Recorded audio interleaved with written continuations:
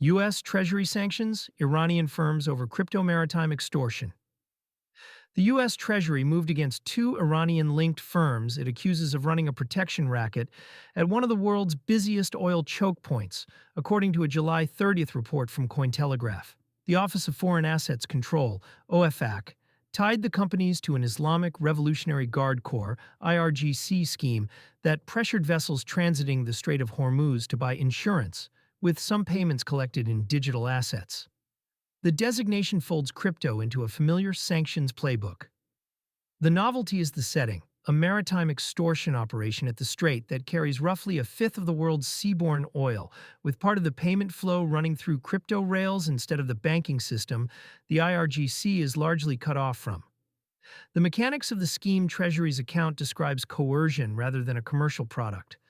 Ships moving through the strait were pushed to pay premiums, framed as insurance, or safe passage fees, to entities connected to the IRGC, a body already under sweeping U.S. and international sanctions.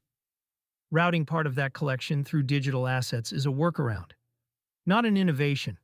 Sanctioned actors reach for crypto precisely because correspondent banks will not touch their transactions. That is the uncomfortable symmetry at the center of the story. The properties that make crypto useful to an Iranian dissident or a remittance sender in a capital-controlled economy, censorship resistance and settlement without a bank's permission, are the same properties an IRGC front company exploits to collect an illicit toll. The technology is neutral. The designation targets the people, not the rails. Sanctions reach the wallet. Not just the firm. OFAC designations do more than name a company. When Treasury sanctions an entity, it typically publishes identifying details that can include crypto wallet addresses tied to the designated party. Once an address lands on the specially designated nationals list, compliant exchanges, stablecoin issuers, and payment processors are expected to freeze and block funds connected to it. That is where the borderless narrative meets its limit. Most crypto value now touches a regulated on-ramp or off-ramp at some point, and the dominant dollar stablecoins are issued by companies that honor U.S. freeze orders. Tether and Circle have both frozen addresses at law enforcement request in past cases. An IRGC-linked operator can receive stablecoins, but converting them to spendable cash without hitting a checkpoint that screens against OFAC lists is the hard part. For the average crypto user, the practical takeaway is narrow but worth stating plainly.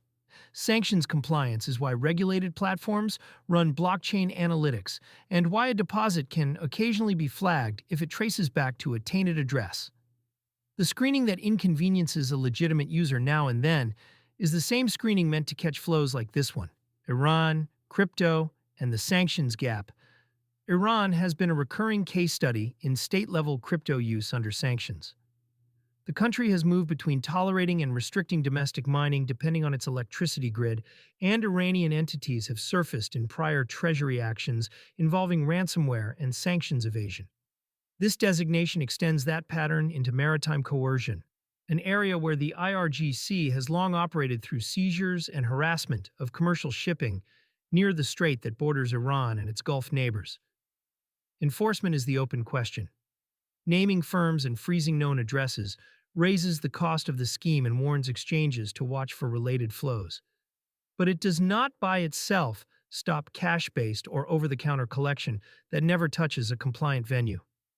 Treasury's leverage is strongest at the conversion layer, where crypto meets the regulated financial system.